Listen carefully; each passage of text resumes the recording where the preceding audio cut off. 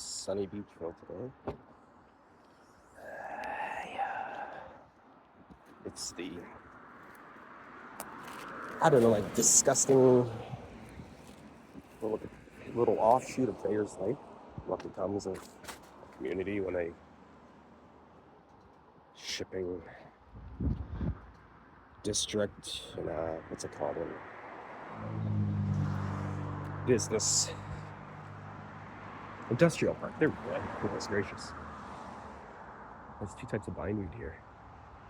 Could they do the trees? Yeah, no. That was probably just dead from the wetland. There's some nasty bindweed in there. I'm actually wearing bindweed pants today. Awesome. And the declining, creeping bindweed. I haven't been making many videos since sick. I spent years of service. Yeah. This isn't where I want to stop, but good example.